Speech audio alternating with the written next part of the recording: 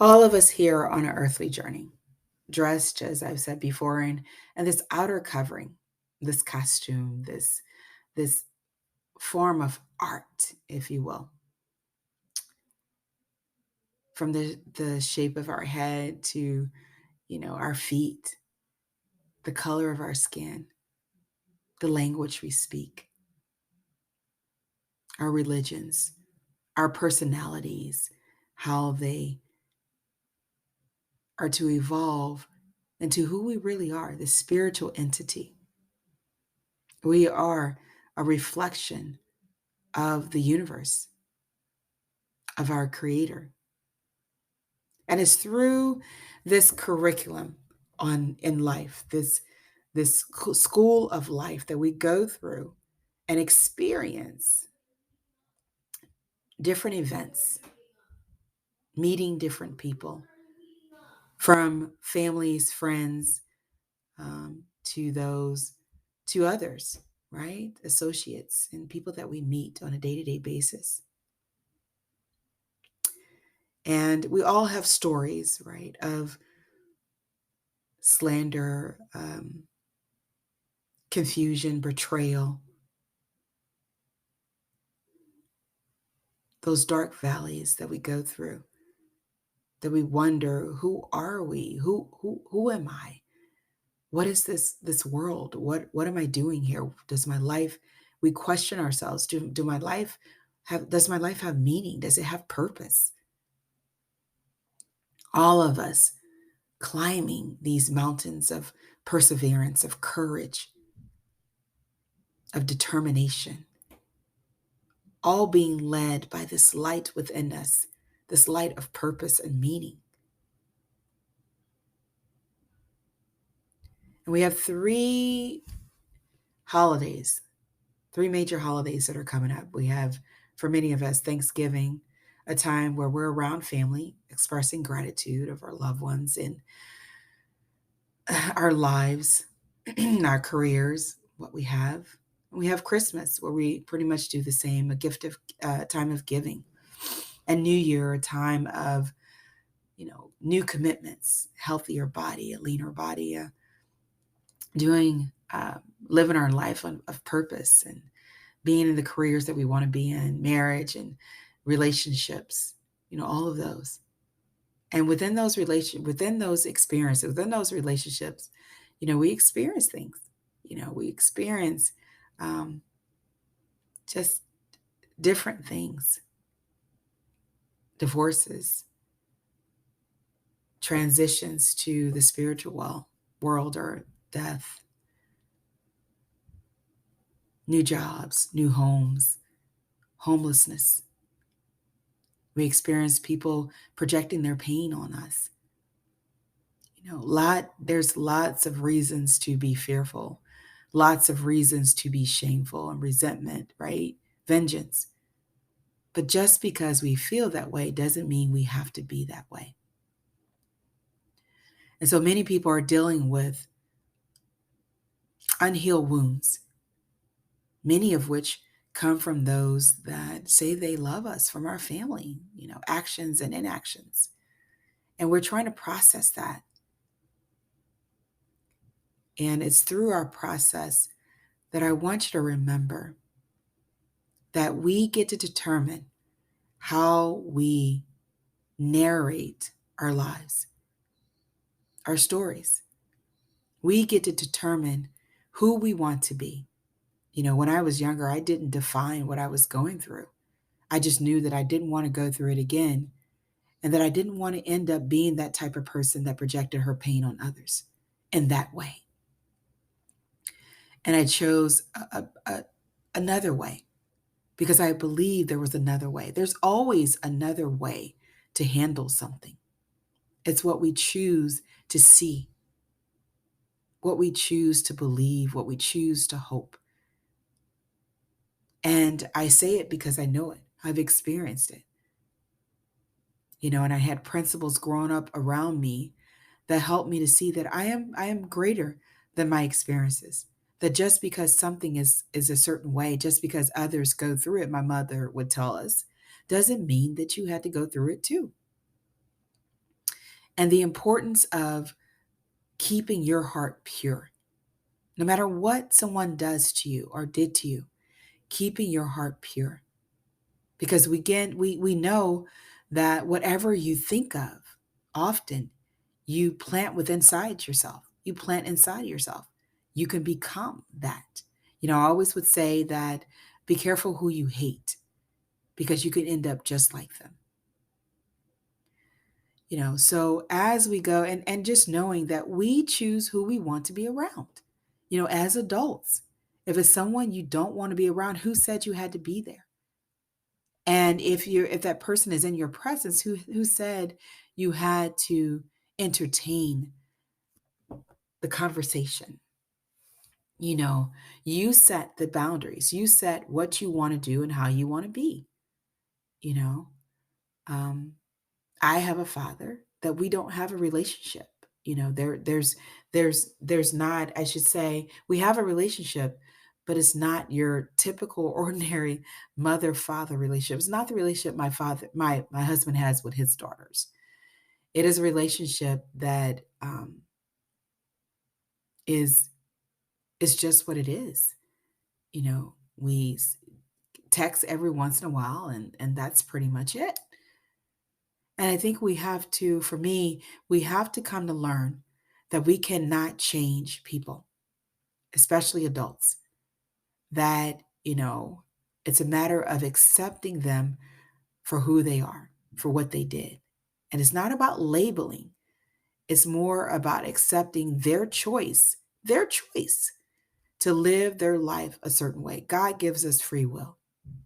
You know, everything that we do, if you go back through everything that you've done, there are people that didn't like it. And maybe we have done things to others that we wish we wouldn't have, out of projection of our own pain.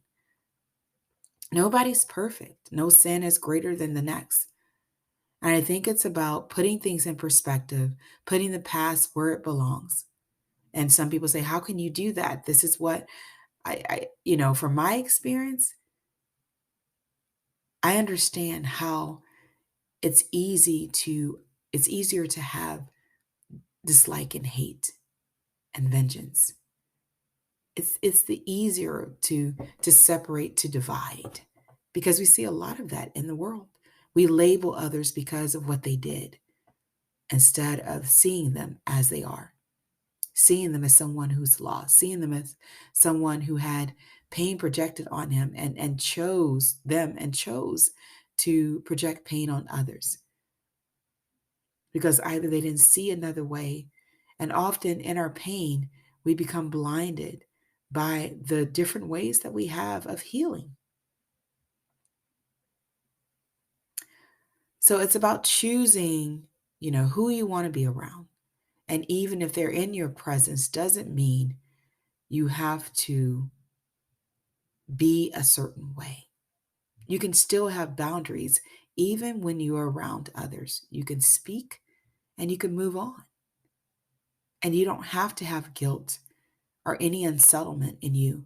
It's a decision that you make to hold clear to the boundaries that you do have. It's a decision to forgive, to put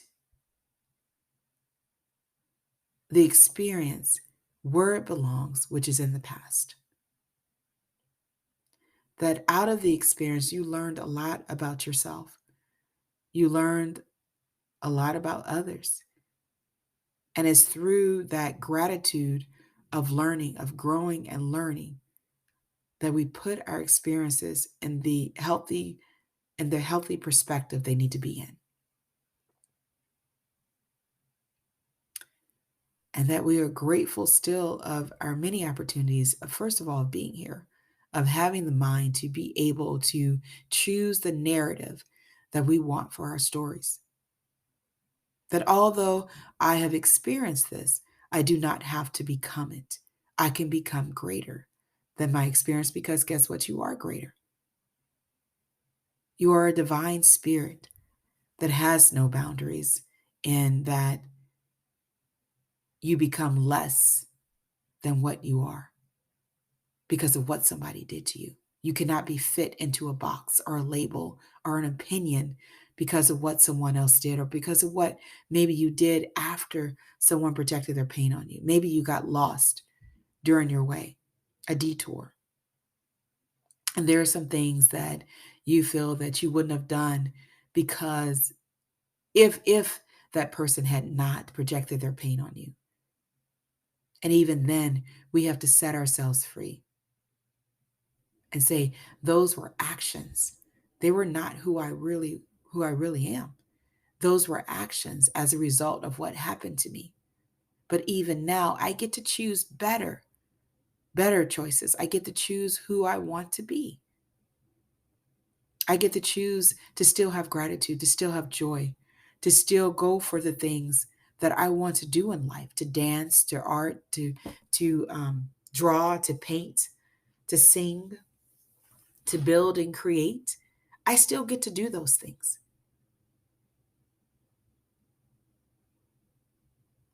And I've talked about this term that healing from the inside out is freedom.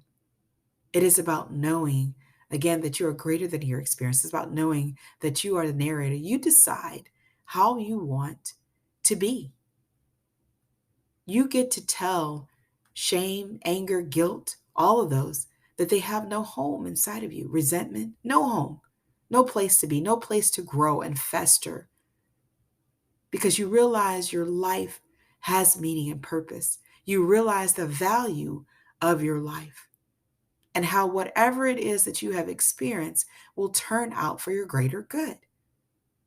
Because that's who our Creator is.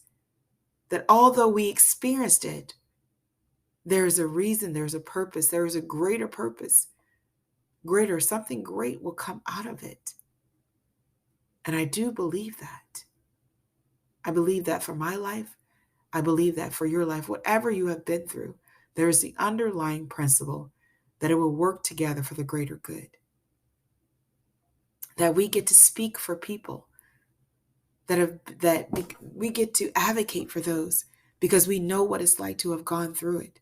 And I believe that once we experience something, we know how it is. Therefore, there should be greater compassion and mercy, right? If it isn't for the other person, let it be for you. Don't let titles, mother, father, aunt, uncle, make you go down this dark tunnel of shame and regret. Turn around and realize that humans are humans, that people have choices, free will to do what it is that they want to do, to be who they want to be. And there's more compassion for those that are lost and don't realize the greatness in them, that don't realize there is another way to address life experiences. Because when you realize that you are greater than your experiences, when you realize that you have a choice in how to perceive your experiences, when you realize that every experience builds on the next one, when you realize that your life has meaning and have purpose, you will soon realize there are no wounds to heal. There are no wounds to heal because you have risen above, you have transcended your experiences. And you now see them at the top of the mountain for what they are, and only your testing ground, your curriculum to bring out who you are. So I send this out. We have over a week before Thanksgiving. I know many will be traveling. We will be traveling, and there will be people that I see. But my thing is that what I say to you, I say to myself, my life has meaning, that I am greater than my past, that my life is a gift and so is yours, that within you are seeds of greatness, of love, of compassion, of grace, mercy, seeds of truth. And it's more than just talk. It's more about being, of really realizing, knowing who you are. and that no one can limit you. You are boundless in this world. Yes, your spirit is within, but you have access to something much greater.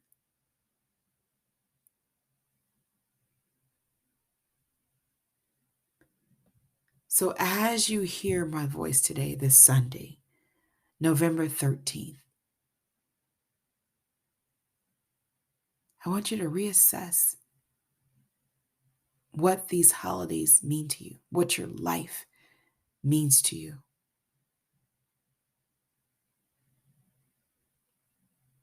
That it's no more about denial.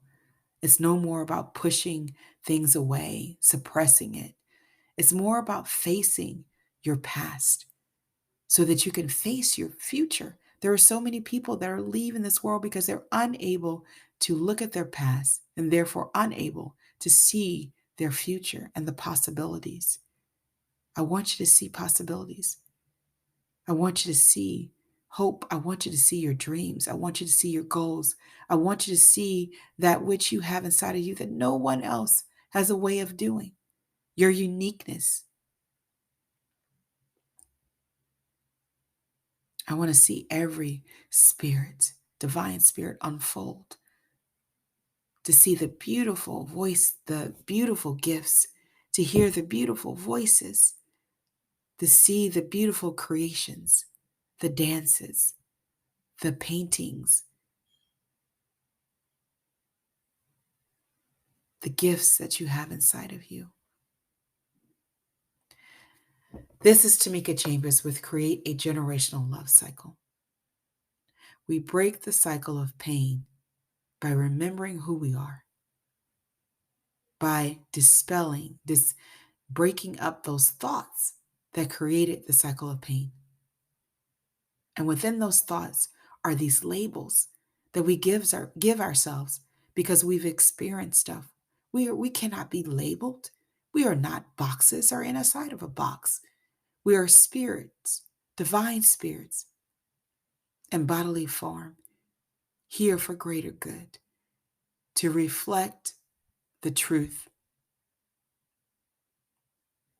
And so remember who you are. Remember the greatness within you. And I want you to stand firm this holiday season. As those emotions rise, I want you to be still and realize they are not you.